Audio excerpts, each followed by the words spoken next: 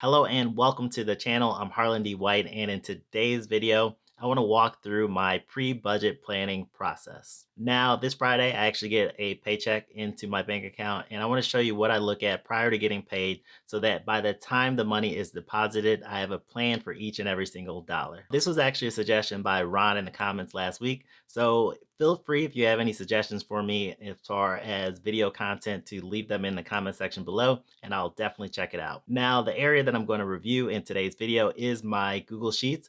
And within my Google Sheets, I have my budget template. I have where I track my debt, where I track my credit score, as well as my investments. Now, I am not the most organized person in the world. However, I'll show you the process that I'm currently using, always looking to continuously get better, and hopefully it can help you in your budgeting process. If you're new to my channel, I am currently on a debt-free journey to eliminate almost $50,000 in debt. I've been on this journey about 12 months now, and I've been able to reduce my debt by a little over $43,000 so far. And the key contributors to this has been number one, having a budget, number two, prioritizing debt within that budget, and number three, staying within my overall budget so that I never accumulated any additional debt. So again, hopefully this walkthrough will be helpful. Let's go ahead and jump into it. You just got to get started. All right, so here is my budget template. And like I said, I do this within Google Sheets. So I'll go over my budget template. I'll show you my debt tab, my credit tab, and then maybe my investments tab. That's not very organized, so we don't know. I don't know if I'm going to show that one yet or not. As you can see up here at the top, this is the paycheck date that I am budget planning for. And if I were to go over to the right, you can see future paychecks that I've already started my planning for. The next area of this budget template, I have my income that I expect to be receiving and then my remaining balance. Basically, the goal is to budget over here in column AW for all items until I get to a zero remaining balance, and that way I can have a zero-based budget.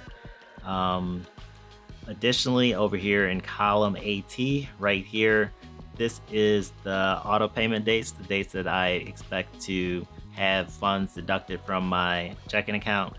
However, I can probably get rid of that column because I have it also in this column, and so I just haven't done it yet, but probably will.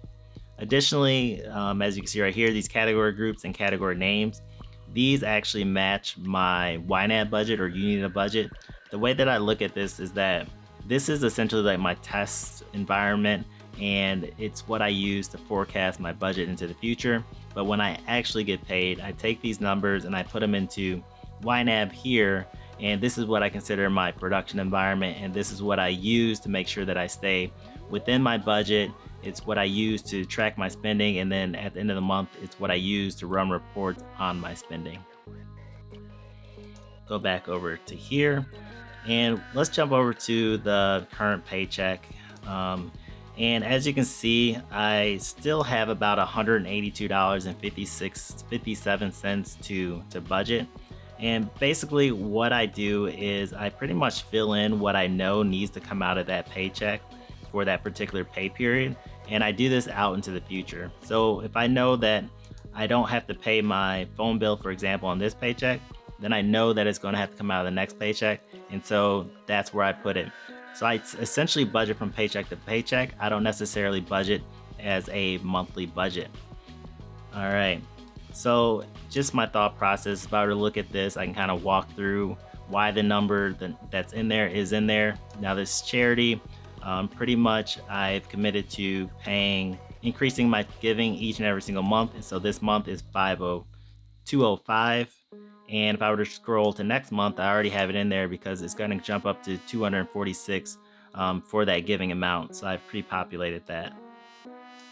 Emergency fund is $5 that automatically comes out of my checking account.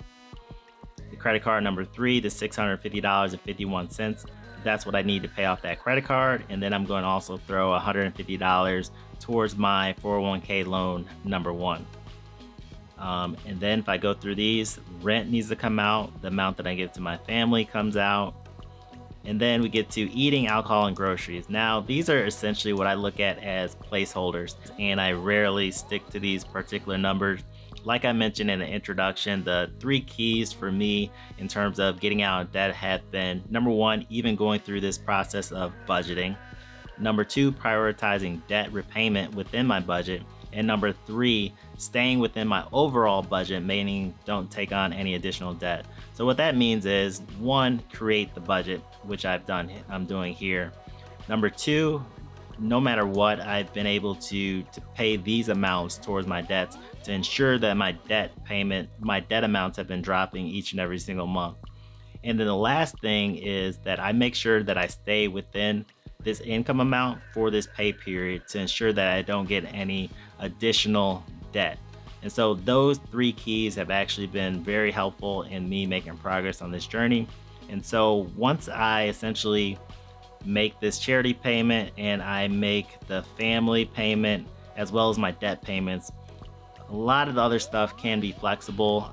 There are items that are, fixed expenses, and so of course I want to pay those, but so these items are first, then my fixed expenses, and then my variable expenses. So alcohol, eating out, and groceries would be considered my variable expenses, right? Along with my household and personal care. I go through these different categories right here. Do I need anything in these categories? If the answer is no, then I don't put anything in there. And actually, I just noticed I need to put something in here for this one. And how much is it? I filtered it out. Okay, so I believe it's like $14.95. So I did miss that, so that's good. All right, we're doing this live. All right, and then I went through these. I knew I needed car insurance, the gym, this pay period, gas, and then this subscription. I needed to pay that for this particular pay period. Now that's pretty much it that I considered that I needed to pay so far. And so the remaining balance now is $167.62. Now for me personally, this has been pretty easy because I've been investing any extra money into cryptocurrencies. And so that is essentially where this money is going to go. Potentially I might move some of it into stable coins, but that is what I'm going to do as of right now. All right, so next let's jump over to debt. Now this is the tool that I use to also track my debt. I've hidden some of the earlier debt trackers, but this is the current one right here. And it's real simple way that I have organized my debt, where I have the description of the debt, the amount of the original debt, the amount that I was able to settle the debt for, and then the remaining amount of debt. So pretty much, as you can see here, my credit card number 3, there's $650.51 remaining, like I already mentioned. So hopefully this paycheck, that should be gone. And then I'll start knocking out these last 2 debts. And then right here, you can see the total amount of debt remaining is $6,353. And I have a goal to have that completely paid off by September. All right, and then, I just track like how much have I reduced since my last video. It's $72 in this particular instance, because that is the amount that automatically came out of my paychecks for these 401k loans. All right, the next area I've been tracking is my credit. So if I were to scroll down to last March is when I started tracking this, and essentially these 2 right here are my Credit Karma scores, my TransUnion and Equifax, and then column D is my FICO scores. And so I have a video up here where I actually went through the difference between the 2 scores. However, I started off in my Credit Karma with 525 and 532, and my Experian was 511. Now I haven't put a whole lot of emphasis on, optimizing how I pay off debt so that I don't impact my credit, but I was making a lot of good progress until, let's see, I got up to 651, 652, and then all of a sudden it plunged down to 610, and I didn't open up any credit cards. I didn't have a high balance, and the only thing I could think of was that one of my good accounts had fallen off my report because of length of time. As a result, it really negatively impacted my credit. But again, I didn't necessarily care because I haven't been trying to get any new credit lately anyway.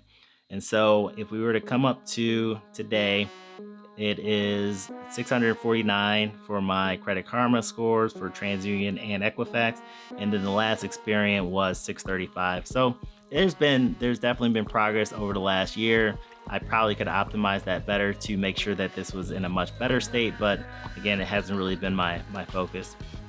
Last tab that I won't even, this I'll just show you to motivate myself, where I have is not organized. This is not Gen Z or mommy trader. They do a lot better job of organizing this information, but we're just gonna click off of that. That is gonna be a work in progress. I will work on organizing how I have all my investments managed so I can track that a little bit better. But overall, hopefully this was helpful. All right, and so that is the video. Remember, if you have any video suggestions, leave them in the comment section below. If you like the video, please hit that like button, helps me out tremendously. And if you're interested in more content like this, subscribe and hit that notification bell to be notified of future videos. Until next time.